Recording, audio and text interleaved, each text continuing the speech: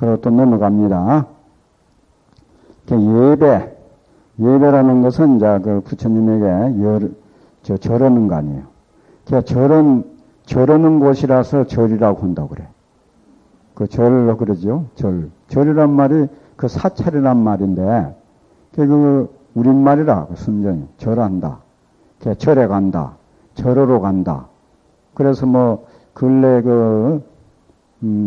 성철 스님, 그 큰 보인 스님, 그런 분은 뭐 무조건 누구든지 3000배 해야 자기를 만나기도 하고 또 절을 많이 시키고 또 도선사에 계시던 청당 큰 스님께서도 신도들에게 절을 많이 시키고 그랬어요.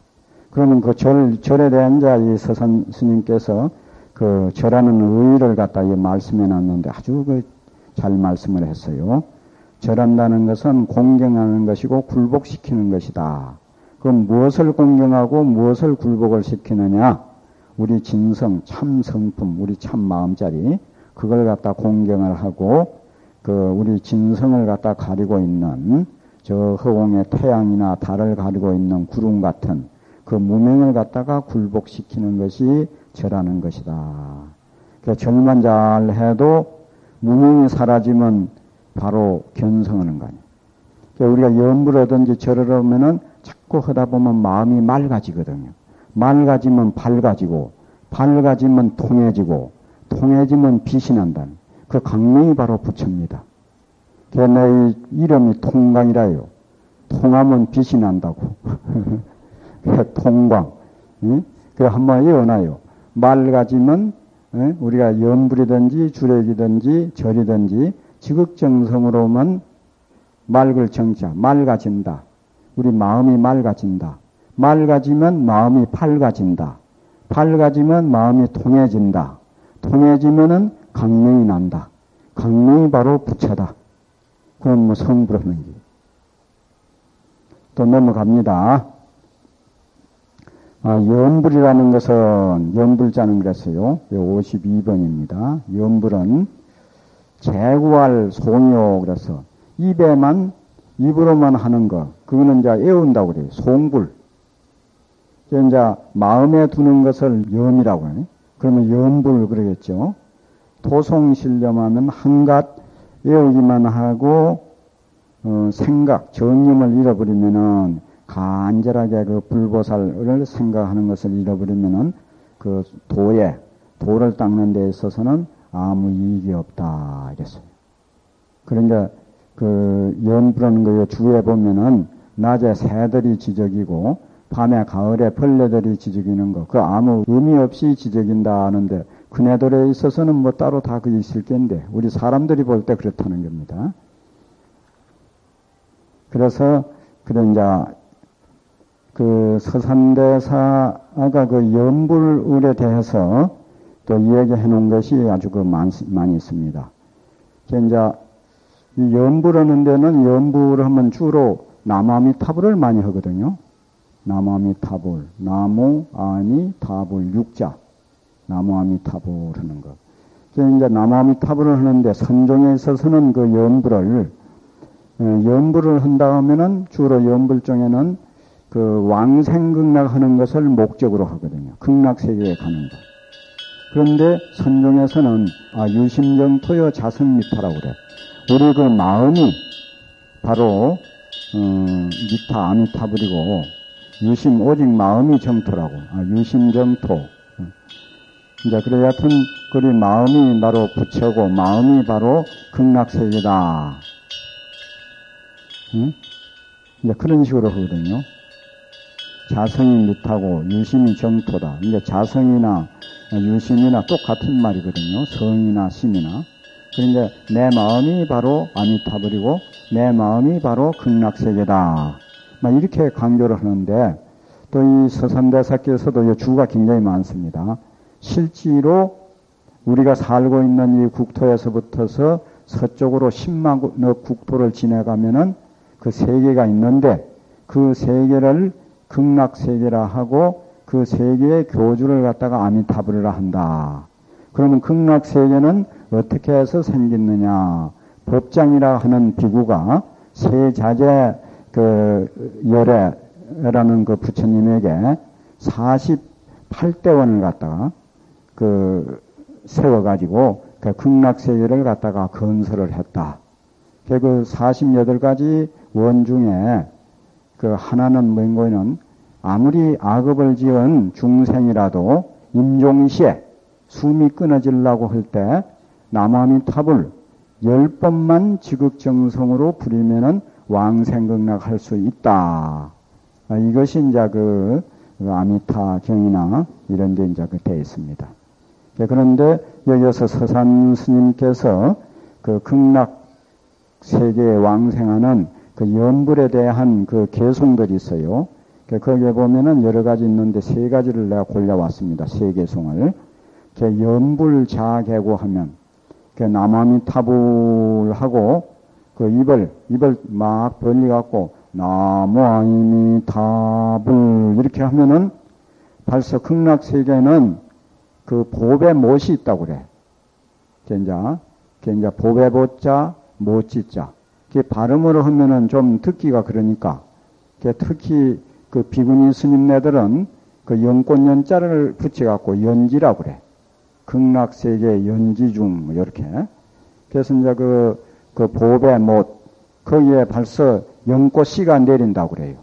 우리가 이 세상에서 좋은 일을 하고 연불을 잡고 하면은 그 극락세계 그 보배 못에 그 연꽃이 하나 이게 생긴대요. 그 자기 연꽃이 생겨. 그러다가 임종시에 그 극락세계는 뱃속에서 태어나는 게 아니고 하생, 그 극락세계 사람만이 막 그 자리에 바로 태어나요. 어디서 태어난 거는 연꽃에서 태어나. 그 연꽃이 쫙 벌어지면서 거기에서 그만 극락세계에 태어나게 되거든요. 그래서 그 심청전에 왜 연꽃 속에서 수생하는 뭐 그런 게 있죠. 그렇듯이 그러니까 남아미타불하고 한 번만 쫙 불러도 시작할 때 바로 극락세계 보배 연못에 연꽃이 그만 하나 딱 생긴다. 그래서 심심을 많이 퇴전하지 아니하면 결정코 그 부처님에게 예배하게 된다. 또 서방에 왕생하는 서방 극락세계에 왕생하는 법이 결정코 생사를 초월한다. 근데 이제 그 극락세계는 품이 구품연대라고 그러거든요. 구품으로 되어 있는데 그 구품이란 말은 그 하품 하생, 하품 중생, 하품의 상생, 삼생이거든요. 중품의 하생, 중품의 중생, 중품의 상생, 또 상품의 하생, 상품의 중생, 상품의 상생. 그래서 삼삼은구 구품연대라고 그래요. 그런데 이제 대업수생, 그 악업을 갖다가 가지고도 극락세계에 이제 태어나는 것은 그게 하품 하생이라.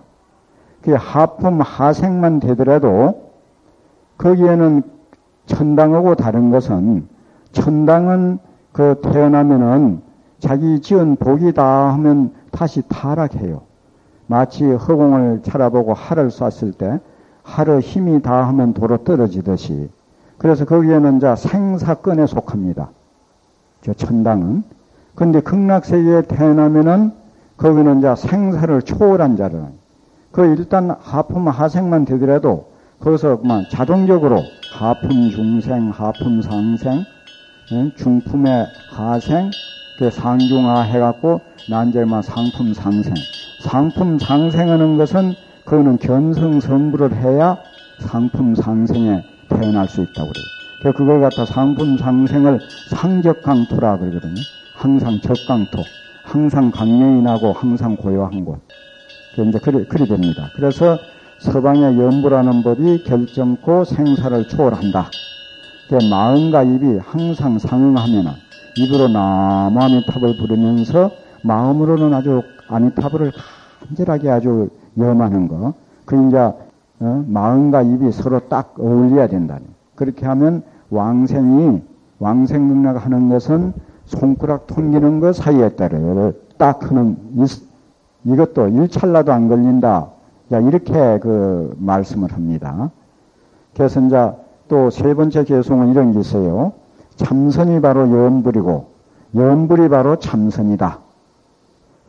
본성, 우리의 본래 그 성품자리는 방편을 여의었다. 예? 방편이 있다는 것은 서쪽으로 10만억 국토를 지내가지고 극락세계가 있는데, 거기가 극락세계고, 거기가 이제 계시는 분이 아미타불이다. 연부를 지극정성으로 하면은 왕생명을 할 수 있다 하는 그런 그만 방편이 떠났다는 거요. 바로 그만 본성이 바로 아미타불이고, 본성이 바로 극락세계다. 그래서 이제 참선이 바로 연불이고, 연불이 바로 참선이다. 응? 참선이 뭐냐? 지금 이렇게 이야기하고 이야기 듣는 이 바로 선이다. 요리 봐버려요. 바로 이것이 바로 극락세계다. 아미타불이고 바로 극락세계다. 그래서 적적연이라 그래서. 그러니까 우리 본성은 아주 소소영영하고 아주 그 자리는 아주 공적한 자리다. 이렇게 눈으로 가면 보고, 귀로 가면 듣고, 코로 가면 냄새 맡고, 혀로 가면 맛보고, 몸으로 가면 촉감 느끼고, 뜻으로 가면 분별하고, 이게 얼마나 소소영영하냐. 그런데 무엇이 들어서 이렇게 보고, 무엇이 들어서 이렇게 듣느냐 하고, 자기가 말하면 해강반조, 빛을 돌이켜서 한번 착 반조해보면은 아주 적적연이라는 게 아주 고요해. 아무 그 모양다리도 없고, 아무 냄새도 없고, 아무 빛깔도 없단 말이야. 도대체 이것이 무엇이냐 하는 게, 그게 깜깜한 자리다, 이 말이야. 그걸 갖다가 여기는 본성은 방편을 여의어서 소소하면서 적적연하다. 이런 식으로서 그 서산대사께서 연불에 대해서 말씀을 했습니다. 그리고 이제 또, 연불하는데 늘 전해 내려오는 어느 선사가 했다는데, 내 이름은 잘 모르겠어요. 만연도방아 그런 게 있어요. 만연 온갖 이거 개성을 하나 적겠습니다. 만연도방아 온갖 반연을 다 놔버리고 일단 그 연불을 하고 이렇게 하는 것은 자기 소원이 있어서 소원을 성취하기 위해서 하는 연불도 많거든요. 기도하고 뭐 이렇게 할 때. 그래도 일단 제일 처음에 부처님에게 발언할 때 원을 세우고, 일단 연불할 때는 온갖 생각을 다 놔버리고, 그렇게 이 연불을 해야 그 성취가 된다는 게요. 그래서 여기서 온갖 반연을, 온갖 그 생각들, 온갖 반연을 다, 이 도자는, 여기는 다 놔버릴 도자라, 도버리 도자 해갖고, 전체 다 도자, 다 놔버리고, 상령간세음, 항상 간세음을 염하라. 항상 아미타불을 염하든지 지장보살을 염하든지 그거는 본래 자기가 많이 하는 그 연불, 익숙한 연불을 많이 하라는 겁니다. 그러면 찻이 열애선이고 이것이 바로 열애선이고 이것이 바로 또한 조사선이 된다. 연불 내놓고 따로 선법이 없다라고 이렇게 하는 겁니다. 그래서 먼춤 첫 시간에 조사선과 열애선에 대해서 그 말씀을 드렸습니다마는 열애선 할 때는 거기에 따른 개송, 조사선 할 때 따른 개송이 있어요. 그걸 또 하나 소개하겠습니다. 요걸 갖다가 열애선이라고 보통 말해요. 천지지천 천지전이요. 하늘이 땅이고 땅이 하늘이어서 하늘과 땅이 바뀌었다. 그러니까 남자가 바로 여자고 여자가 바로 남자고 뭐 색이 바로 공이고 공이 바로 색이고 일미평등한 평등이래한 그런 경지를 갖다 이렇게 표현해요. 물이 산이고 산이 물이다. 물이 산이고 산이 물이어서 물과 산이 공했다. 이제 물도 산도 공했다.